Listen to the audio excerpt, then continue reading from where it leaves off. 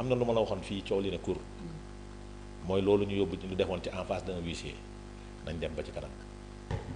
alors le dernier point ji bi mooy la reddition des comptes tàmbali na parce que keroog procureur yi def nañu conférence de presse def le point justement sur les arrestations concernant la gestion des fonds Covid ak après rapport au Cour des comptes bi mais également parquet judiciaire financier pôle judiciaire financier plutôt à travers le procureur de la République financier def na le point wax li mu jot a liggéey depuis bi ñu ko installé il y a de cela 7 mois tey ban perception nga am yow ci reddition des comptes bi ak ni muy doxeek li procureur yi wax keroog. bon man dama am ay quelques problèmes man si 3 procureurs yi toogoon keroog doon wax ci affaire reddition des comptes. ban problème. voilà man sama premier problème mooy xam nga état wu Pastef dafa commencé ci problème xaalis ñu def fi une très grosse accusation concernant le régime sortant ne leen les comptes ont été faux les comptes ont été falsifiés bon. ki leen waroon àtte muy Cour des comptes nga xam ni peut-être sa crédibilité pour man jàpp naa ni Cour des comptes sa crédibilité ne souffre d'aucun doute ñun ñëpp gëm nañ ni Cour des comptes quand même organe bu sérieux la day liggéey ay magistrats ñoo fa nekk et puis voilà faruñu fenn bon ci biir conclusion Cour des comptes yi am ñoom waa Pastef lu ñu génnee maanaam ne diw compte bi leerul comptable nangam affaire bi daf ko def turam budget bi sincèreul dette bi yokku na PIB bi ñu déclaré woon c'est faux et cetera mais daa am leneen lu Cour des comptes wax te loolu man dama jàpp ni le pôle judiciaire financier bii ñu tag barki Demba Ndiaye waroon nañu wax différence bi ñu gis entre li régime bi déclaré woon ne moo nekk ci kees yi CENTIF confirmé ko nekk organam ne ko lii moo nekk ci kees gi par rapport ak le Cour des comptes dem seetal boppam ba gis une différence de 100 milliards loolu lan moo tax ñoom communiqué wuñ ci les procureurs là ñoom du xaalis dañuy wër y a 100 milliards yu leerul fii Sénégal 100 et quelques milliards yoo xam ni Cour des comptes nee na li état du Sénégal déclaré c'est faux ana procureur de la République lan moo tax procureur pôle judiciaire financier bi waxul ci 100 milliards yooyu xanaa ñoom waruñu xaalis rek kooku problème la. deuxième problème dañu gis 3 procureurs toog am benn journaliste bu jël micro poser question boo xam ni booy CM2 sax mën na cee tontu kenn capable lu tontu ci ñoom ñetti procureurs yi xamul leen lan lu leen laaj on a vu des gens qui ont cautionné dañu gis ay nit yu cautionné. ba ñu cautionné dugal seen xaalis ngeen nangu leen bàyyi ñu gis 2 citoyens sénégalais yu am un problème de même nature wàllub xaalis wàllub compte wàllub traçabilité xaalis ñooñu 2 citoyens ku ci nekk cautionné pour bàyyi ko ngeen bañ lan mooy attitude parquet par rapport à ça lu xew ba parquet bi bañ. aucun des 3 procureurs n'a été capable. xaaral ma wax la loolu réponse la. ay taxaw naan non il y a de ces principes yoo xam ni il y a des conditions mais attends c'est vrai qu'on aurait aimé savoir yan ñooy conditions yi soxna si ak lan moo ci manqué soxna si en droit le droit pénal il est précis gis nga droit pénal lan moo tax mu différence ak yeneen droit yi parce que day privé nit liberté am droit pénal même détail bi gën a ndaw juge bi da koy leeral c'est vrai parce que kasu nga jëm le droit pénal il est précis amul benn à peu près je suis désolé la réponse a été approximative loolu gàcce la ci Sénégal parce que ay citoyens warul am ñaari traitement yu différent man dama jàpp ni bu ñu nangoo cautionnement soxna si caution la caution la dès l'instant que texte yi prévoir nañu à travers le code de procédure pénale que ni nit ki bu ñu ko jàppee tant de montant bu cautionné nangam mën na génn ni ñu jëlee texte boobu indi ko ci cas Covid bi bàyyi ay nit ñu ñibbi seen kër. ba pare nag ñii ñu ne leen vous êtes sous contrôle judiciaire ñii ñu nangu seen ay passeport ñii ñu defal leen yeneen mais soxna si souplesse boobu ku mun defal bi citoyen sénégalais war ku mun defal bi citoyen sénégalais man de personnellement je déplore man si li ma dégg ci conférence de presse boobu par rapport à ce comportement du parquet et du pôle judiciaire financier je suis désolé mais li ma gis man yamale wuñu sénégalais yi muy question boo xam ne ba ko presse yi posé yow gis nga mais le malaise que les gens ont eu à répondre par rapport à cette question-là muy lu ñaaw parce que boo nangoo ñii ñu jiiñ ci affaire Covid bi ñu cautionné ñibbi seen kër war nga xam ne ñee ay chef d'entreprise lañu ñu si ëpp responsabilité yu ñu yor ku mel na Tahirou Sarr responsabilité yi mu yore man je ne le connais pas mais je connais ses activités quand même responsabilité yi mu yore ak manque à gagner bi Sénégal di am quelqu'un comme ça reste en prison te mu am des voies d'aménagement yu ñu ko mën a jaarale mu génn te du ko tere cautionné fay. en attendant mu teg milliards yooyu ak ay biens yi mu teg ci table ji la justice a dit ñett waa loolu jarul jaaxle ci enquête bii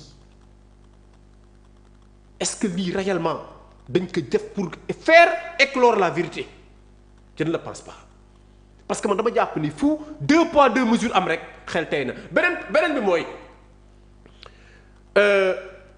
soxna si yii ministre ñu dugal ci dossier bi pour lan la le rapport de la Cour des comptes non xaar le rapport de la Cour des comptes ci Covid bi entendons-nous très bien le rapport de la Cour des comptes concernant le Covid n'a jamais mentionné les noms de ces ministres-là benn ministre moo ci am avec 10 autres personnes qui sont des fonctionnaires yoo xam ne leen poursuivre lan moo indi soudainement dans le dossier nga indi ay nit yoo xam ne nekk ñu ci rapport bi.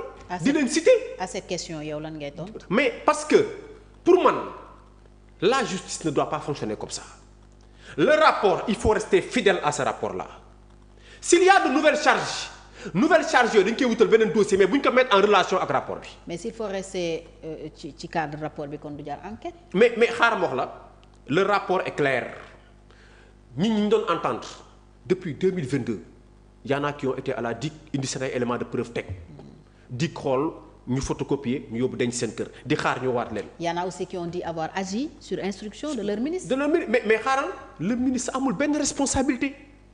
un comptable bu ñàkk fayda wala bu ŋàppaaral ba sa ministre def loola yow tu vas en prison yoon nga def ko. le ministre n'est pas habilité mais à exécuter des dépenses. Il n'est pas ordonnateur. Il ne peut pas exécuter. Et pour le cas du Covid, le ministre. Non les DAF étaient les gestionnaires. mais moom laa lay wax xoolal dama ne ñoom ñoo la gën a xam ne amul benn juridiction boo xam ne capable na établir la responsabilité d'un ministre dans le cadre de la gestion des finances de son ministère.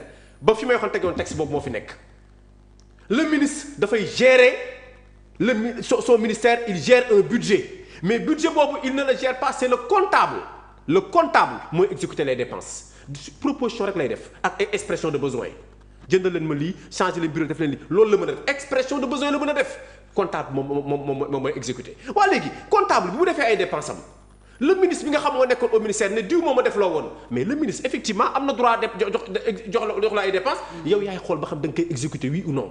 ndax jaadu na ou pas. yow yaay vérifier ba xam dépense boobu noonu dépense la bu régulière wala dépense bu irrégulière la le ministre bu ko neexee ne la génneel ma 1 milliard yoonam nekku ci yow yaay xool ba xam 1 milliard yi légal na wala légalul pour ñu génne ko. parce que yow lañ dégg. mais lii moo fi ne.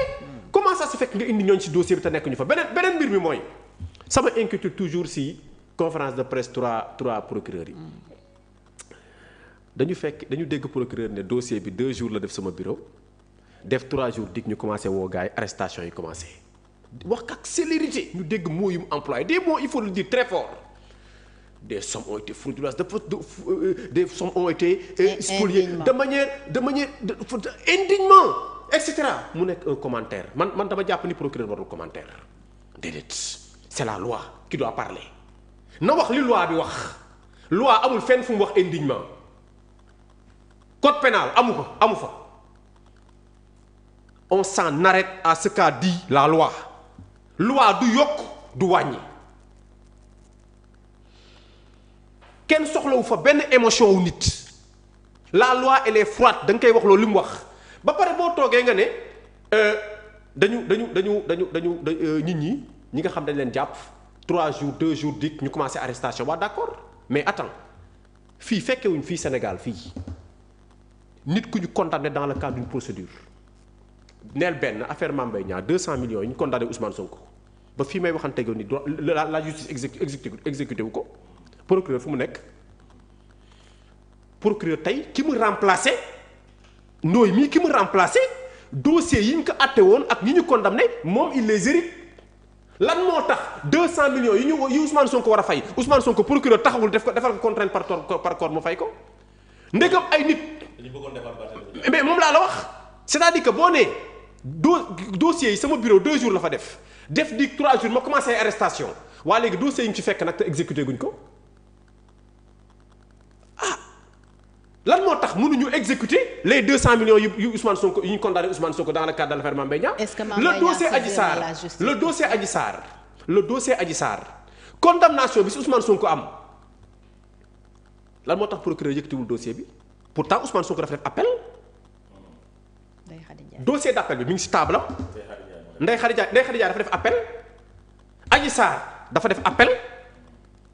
lan moo tax procureur dossier yooyu noonu bi mu ne moom ay affaire am dafa gaaw nee na lu def ci bureau 2 jours dem di 3 jours ñu commencé arrestation lan moo tax dossier yooyu procureur génnewu ko ba mu fa nekk léegi ñaata mois la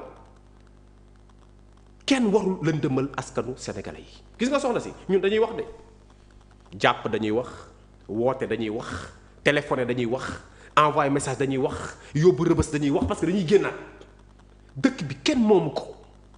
te képp ku fi def loo xam ne waroo ko def daañu toog ci plateau ne li nga def tegoo ko fenn ak koo mënti doon nag ci administration bi fii laa la ko waxee. donc sa xel dafa tey ci reddition des comptes bi ak fii reddition des comptes amu fi. fi am règlement de compte moo fi am.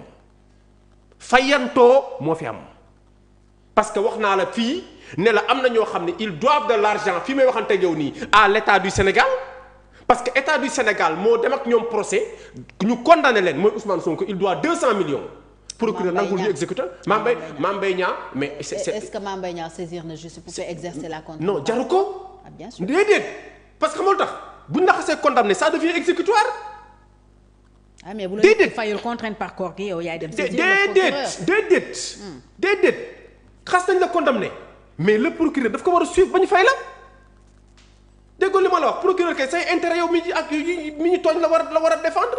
lan moo tax boobu ba léegi nanguwuñu yëkkati loolu Ousmane Sonko ñu mettre que devant ses responsabilités mu wax beneen bi mooy fii la ñu condamné Ousmane Sonko mu tëdd këram mës nga gis loolu yow si taarixu justice. ban condamnation 2 ans de prison yi bañ ko condamné pour 2 ans de prison laata ñu koy jëli ñaata temps la def ci biti ñaata temps la def këram ñu ne lan contumace ay waay Samba. xamuñu woon foofu tax xam fa mu ne.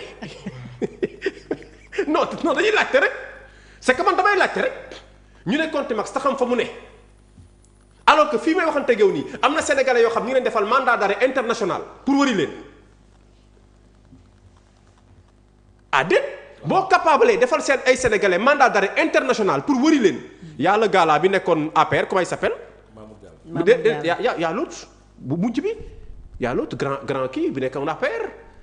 defal nañ ko mandat d'arrêt international commission rogatoire xaw ma lan je me souviens son nom là xaw ma lan Mbaye xaw ma Zator je crois bien si procédure loolu nekk waa léegi lan moo tere woon bu fekkee ni procureur yi ñu amoon nii amoon nañ fi ay jamono pourquoi les décisions de justice à l'époque on ne pouvait pas les exécuter convenablement lan la ñu doon wax fii naan ñu non le juge peut attendre mën nañ ko xaar juge bi moom mooy xool ba xam day def mandat d'amener ñu def fi seen genre juridiction am camp bu ne mën nañ ko jëli am camp bu ne mën nañ ko bàyyeegum et cetera alors que gis nañ ne fii dans ce dossier là képp kuñ fi woo à la minute di convoqué ne la te boo bañee dañ lay jëli lan moo taxoon à l'époque Ousmane Sonko jëli wuñ ko faveur boobu lu koy expliquer ana procureur yu graaw yu ñu gis démb nii procureur yu graaw yi fu ñu nekkoon. wala nekk ñu woon ci baro bi si kii bi ni ñu koy xeeti si parquet bi boobu problème dama ko am troisième problème bi ma am mooy ni ñu koy xeeti reddition des comptes xaalisu état bu ñu jël bu ñu supposé jël bokk pour ñu nekk dans les formes bu ñu supposé jël la présomption d'innocence nga dégg si ñu ne am na benn waajoo xam ni on le connaît déjà c'est un maire ñu indi kaawam dugal ko ci biir enquête bi waa léegi reddition des comptes lu mu jot ak immigration clandestine quel est le rapport. mais pôle judiciaire dafay toppatoo loolu. dafa doon def le bilan du pôle xaaral ma ñëw après 7 mois. non xaaral ma ñëw man dama considérer que ni waa ji nga xam dañ ko jàpp dans le cadre d'une enquête foofu ñu ko jàppee considéré man pour man nu ñu koy waxeeti concerné wul man pour man l'objet de leur conférence de presse l'objet de leur conférence de presse c'est de dire la gestion de l'ancien régime. ok na leer mais c'est deux choses différentes. non mais le pôle judiciaire dafa def son bilan wax ne moom am na 15 milliards yoo xam ne teg na ci loxo yi ay saisie la yi ay consignation. oui d'accord wax ne 92 véhicules. wax ne plus de 200 dossiers ak nit ñi nga xam ne ñoom lañ si teg loxo mais le pôle judiciaire financier aussi dafay saisir. ñi nga xam ne dañu yoroon alal di def immigration clandestine et tout ça quand ça dépasse 50 millions c'est le pôle judiciaire qui s'en charge donc dafa bëri effectivement yi ñu wax ci conférence de presse ba. moo tax y a eu confusion peut-être pour certains. justement à certains niveaux.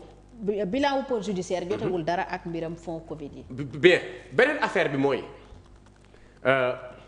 ci wàllu xaalis dañ fi gis 5 milliards yu ñu fi distribué soxna si. waaw am xamuñu kuñ jox.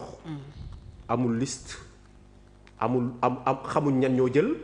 xamuñu nan lañ ko distribué xamuñu ku jot xamuñu ayant droit yi mënoo teg yow tur fii nit ne kii moo jot. te 5 milliards nee nañu génnee nañ ko joxe nañ ko pôle judiciaire lan moo tax enquête ul 5 milliards yooyu. xaaral ma ñëw rek non grand. non Adama non Adama non xaar rek ma ñëw Adama xam nga pôle judiciaire lan mooy rôle am.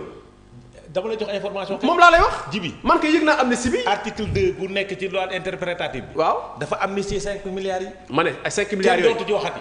xanaa ñu changé dañ ciy wax nag xamal tax ñu war see wax. parce que booy wër xaalisu état mais imagine toi. ngay wër 6 milliards ci 1000 milliards. ci seen wax. yaa ngi wër 6. mais am na 5 boo xam ne yaa ko joxe te leerul. dëgg la.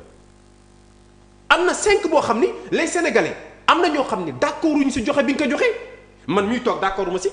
te sama alal a ngi si. waaye léegi lan moo tax le pôle judiciaire woowul ñi nga xam ne ñoom ñoo doon joxe xaalis boobu te ñu dégg conditions yi ñu ko joxe ñuy xuloo ci ay télé ak si ay site internet. keroog booy bi demoon fii benn chaîne bu booy boobu génnul woon ne xaalis dañ ko joxe dans des conditions yoo xam ne ñun ñu waroon jot jotuñu am na benn waaj yoo xam ne ay liste la indi ay jigéen ñooñu ñëw tourné ne leen attention ay jigéen bokkuñu woon ci manifestants yi bu fekkoon ni loolu amul werante boobu xaalis boobu kenn du ko yëg. soxna si on nous a caché cet argent waaw lan moo tax xaalis boobu pôle judiciaire waxu si. le procureur de la République lan moo tax interpellé wul le jeune là bi nga xam ni moom moo ne jox nañ ma ci xaalis boobu te lu ñu joxe lu ñu jox matul on devait avoir plus que ça ba nga dégg l'ancien procureur de la CREI Aliou Ndao taxaw buntu assemblée nationale de façon honteuse naan xaalis bi ñu war a jox booy xale li ñu leen jox dafa ndaw loolu Aliou Ndao war na ko rus xaalis Sénégal mu ci waxaale te ñi ngi koy waxaaleel mérité wuñ ko liggéeyuñ ko magistrat war naa jomb loolu Sénégal xaarul woon foofu Aliou Ndao li tax nag ñu dàq ko ci SMS maa ngi koy soog a comprendre Sénégal moom ba muy Sénégal ba léegi maa ngi soog a gis ku ñu dàq ci SMS. te ci moom la amee. c'est-à-dire que nit dafa am loo war a jombale sa bopp tey li ñuy wër yëpp mi ngi seen kanam kooku benn aspect la si question boo xam ñu daf ñu inquiété mais interpellé ñu au premier niveau xaalisu réew bi ñuy foowee di ko jox ay xale te soxna si amul procès. amul enquête amul début d'enquête dara leeragul ci dossier bi ñu jël leen teg leen ne ku ci nekk ñu récompensé la jox la alal ju weex tàll ba Ndeye Khady Ndiaye génn di laaj wàllam looloo waral mu fippu looloo indi fipp bi parce que moom jàpp na ni loolu ñuy joxe ayant droit dafa war a am jàpp na loolu parce que si combat bi la bokk effectivement te foofu lañ jëm ku nekk di nga génne sama wàllu jox leen ma ko. parce que dañ koo joxe te xoolal amul benn vérification ak enquête wala procès bu am ci dossier bi ñu jël leen làq doom dóor doom. léegi am na yeneen sénégalais yoo xam ñoom xanaa ñoom bokkuñu ci réew mi borom bitig yi ñu taal nag borom oto yi ñu kayaase nag borom kër yi ñu lakk nag. soxna si borom entreprise yi ñu yàq nag. ñëpp ay victimes lañu. ñëpp ay victimes lañu. c'est vrai et que justice moo war a décider justement d'une indemnisation. voilà pour kon nag kuy wër alal. pour ay victimes après procureur buy wër alal xam kan mooy. procureur buy wër alal na dem na dem laaj waa Pastef 5 milliards yooyu nan lañ ko. d'accord nan lañ ko gérer. très bien Djibi Adama procureur yi bi ñuy def conférence de presse aussi.